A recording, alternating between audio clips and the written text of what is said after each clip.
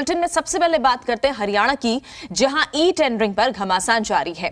इसी बीच हरियाणा के कैबिनेट मंत्री डॉक्टर कमल गुप्ता ने रेवाड़ी में बड़ा बयान दिया है। मंत्री डॉक्टर कमल गुप्ता ने कहा कि अगर जनता इसका विरोध करेगी तो विचार किया जा सकता है, लेकिन अभी जनता नहीं बल्कि कुछ लोग राजनीति के चलते विरोध कर रहे हैं। उन्होंने कहा कि ई टेंडरिंग पारदर्शिता लाने के लिए अच्छा सिस्टम है और साथ ही सरपंचों पर लाठीचार्ज को लेकर कमल गुप्ता ने कहा कि जहां कानून व्यवस्था खराब होगी वहां ऐसा करना पड़ेगा। और साथ ही कमल गुप्ता ने कहा कि भ्रष्टाचार पर तुरंत एक्शन लिया जा रहा है।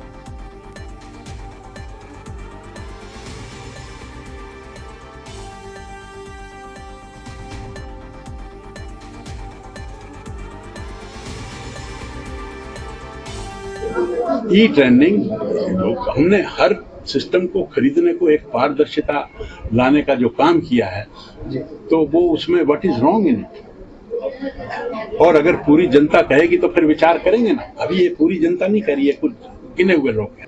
ये लाठीचार्ज की बात करते हैं, लाठीचार्ज करना कितना, जहां भी लॉ एंड ऑर्डर सिचुएशन अगर कंट्रोल में नहीं रहेगी तो उसको कंट्रोल करने के लिए इस तरह के कार्य करने पड़ते हैं।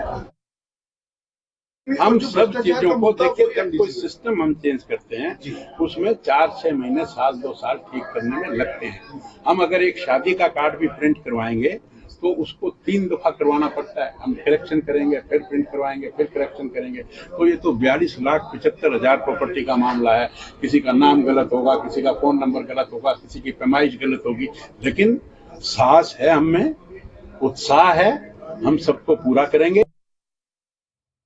और इस खबर पर ज्यादा जानकारी के लिए जी मीडिया संवाददाता पवन हमारे साथ जुड़ चुके हैं रेवाड़ी से। पवन, कमल गुप्ता ने जो बयान दिया है और उनका ये कहना है कि अभी विरोध नहीं हो रहा है, अभी जनता विरोध नहीं कर रही है, बल्कि कुछ राजनीतिक लोग जो है इसका विरोध कर रहे हैं और अगर जनता विरोध करेगी तो इस पर विचार किया जाएगा ई टेंडरिंग को लेकर। क्या इसके मायने निकाले जाए बयान के? देखिए, साफ तौर पर जो कमल गुप्ता है, डॉक्टर कमल गुप्ता, उन्होंने ये कर दिया है कि अभी ई टेंडरिंग को वापस लेने का कोई उनका विचार नहीं है। उन्होंने साफ तौर पर ये कहा है कि जो सरपंच विरोध प्रदर्शन कर रहे हैं तो ये एक राजनीति हो रही है और जो लाठी चार्ज हुआ वो कानून व्यवस्था को संभालने के लिए किया गया। तो कुल मिलाकर साफ तौर पर ये है कि ई टेंडरिंग को वापस लेने को लेकर अभी सरकार का कोई मूड नहीं है। हालांकि साथ में उन्होंने ये जोड़ा कि अगर जनता चाहेगी, आम जनता अगर सरपंचों के पक्ष में आएगी तो फिर विचार किया जा सकता है। जी नहीं तो क्या मतलब ये माना जाए कि अभी और प्रदर्शन की उम्मीद यहाँ पर सरकार लगा रही है कि और प्रदर्शन होगा तो फिर सोचा जाएगा? बिल्कुल यही, क्योंकि अभी जिस तरह से डॉक्टर कमल गुप्ता ने जो बयान दिया है उसके मायने ये निकाले जा सकते हैं कि सरकार को नहीं लग रहा कि सभी पंचायतें ई टेंडरिंग का विरोध कर रही है। उनको ये लग रहा है कि कुछ लोग समर्थन भी कर रहे हैं, आम जनता समर्थन कर रही है, महज कुछ सरपंच है, जो चुने हुए सरपंच है, वो विरोध प्रदर्शन कर रहे हैं और उसके पीछे भी राजनीति की जा रही है। तो सरकार को इस तरह से लग रहा है और इसी के चलते डॉक्टर कमल गुप्ता ने यह बयान दिया है। लेकिन हकीकत में यह है कि काफी बड़ी संख्या में सरपंचों ने विरोध प्रदर्शन किया है और चंडीगढ़ वो पहुंचे थे। अलग अलग ब्लॉक स्तर पर भी लगातार सरपंच विरोध प्रदर्शन करते रहे हैं। जी चलिए पवन, बने रहिए हमारे साथ सरपंच एसोसिएशन के अध्यक्ष हैं रणवीर समैण हमारे साथ जुड़ चुके हैं। समैण जी, कमल गुप्ता ने जो बयान दिया है कि कुछ लोग राजनीति के चलते ई टेंडरिंग का विरोध कर रहे हैं, अभी जनता विरोध नहीं कर रही है, आप इस बयान को किस तरह से देखते हैं? मैं पहले तो कमल गुप्ता जी को बताना चाहता हूं कि ये कोई राजनीति नहीं हो रही है इसके अंदर। मैं 3 बार से मैंने वोट बीजेपी और जेजेपी को डाला है। मैंने पहले सुभाष बराला जी को वोट डाला था, उसके बाद दोनों बार पंचायत मंत्री जी को वोट डाला है मैंने। मैं खुद पंचायत मंत्री जी के प्रोग्राम में गया था, जब ग्राम पंचायतों का प्रोग्राम इन्होंने उठवाना किया था। मंत्री जी ने खुद अपने मुंह से माना कि मैं उनका समर्थक था। ये लड़ाई गांव देहात बचाओ लड़ाई है, हम अपने गांव देहात को बर्बाद नहीं होने देंगे। और जो पंचकुला में हमारे साथ बर्बरता की गई सरकार की तरफ से, एक तानाशाही रवैया था, इससे ग्राम पंचायतों की ताकत को दबाया नहीं जा सकता। हम लोग हमारा संघर्ष जारी रहेगा जब तक हम ग्राम पंचायतों का अधिकार वापस नहीं दिलवा देते। और आम जनता की बात करते हैं कमल गुप्ता जी, आप किसी भी गाँव में सर्वे करवा के देखो, एक भी व्यक्ति ई टेंडर प्रणाली के पक्ष में नहीं है। इस ई टेंडर प्रणाली से ग्रामीण क्षेत्र का विकास बाधित होगा। सरकार क्यों नहीं किसी भी गांव के अंदर सेक्टर कार्ड में काम करती? इतनी बड़ी बड़ी आबादी के गांव है, सरकार गांव के अंदर बुनियादी सुविधाएं नहीं देना चाहती। सरकार की मंशा साफ नहीं है हरियाणा गवर्नमेंट की। मैं करता हूं कि आप सरकार कमेटी गठित करे, हम खुद साथ चलेंगे और पूरे हरियाणा प्रदेश के अंदर जो 2 सालों के अंदर अधिकारियों के साथ मिलकर नेता लोगों ने ग्रामीण क्षेत्र के बजट का दुरुपयोग किया है, हम आपको धरातल पे दिखाएंगे। धरातल पे कुछ भी कार्य नहीं हुआ और कागजों के अंदर कार्य दिखाए गए और ग्रामीण क्षेत्र के बजट को हड़पा गया है। लेकिन रणबीर जी, जो कमल गुप्ता का बयान आया है उससे तो यही लग रहा है कि सरकार फिलहाल ई टेंडरिंग को वापस लेने के मूड में नहीं है। सरकार अपनी मंशा साफ करे कि आप एक चीज देखो, अकेले कितने पंच सरपंच लाखों की संख्या में और आम जनता हमारे साथ पंचकुला पहुंची, पहले दसिया में पहुंची आम जनता। ये सरकार गुमराह करने की कोशिश कर रही है।